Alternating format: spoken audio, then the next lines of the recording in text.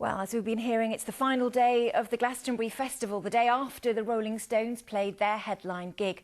Well, this year the festival is going greener, trying to recycle as much of the mess as possible left behind by the crowds.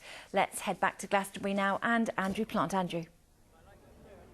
Imogen, the enormous crowds at this year's Glastonbury Festival mean an enormous clean-up every day. There are 15,000 bins here, but they fill up very, very quickly. So overnight, as the crowds disperse, very early the next morning, a small army of cleaners moves in.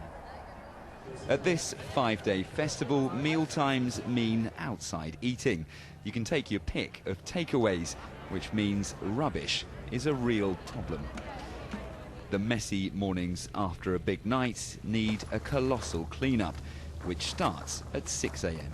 The pyramid stage covered in empty cans and cups, picked clean by volunteers who get a ticket for their early morning efforts.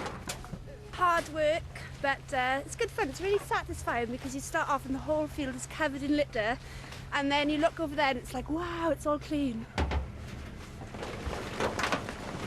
Yeah, it's a lot of rubbish, but someone's got to do it, haven't they? You know what I mean? You don't pick it up and it's going to tread it in the ground and then it's worse afterwards. As you can see, it's a pretty typical litter picker bag.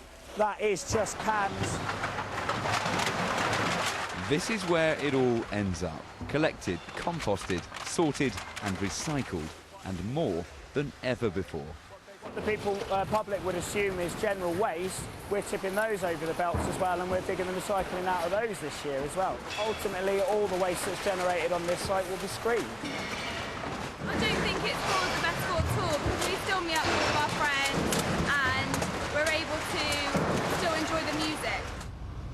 Glastonbury Festival has a commitment to reducing the rubbish going to landfill, controlling what people bring in and what they throw away. The last festival recycled 49% of its waste. This year, the Recycle for Michael Army is aiming for even more. Now, around about midnight tonight, the mass exodus will begin. 150,000 people all trying to get home by bike, by train and by road. There will be all the normal traffic problems, and we will keep you up to date on BBC Somerset and BBC Radio Bristol, and we'll bring you all the pictures here on Points West. Imogen. Andrew, for the final time at Glastonbury, thank you very much.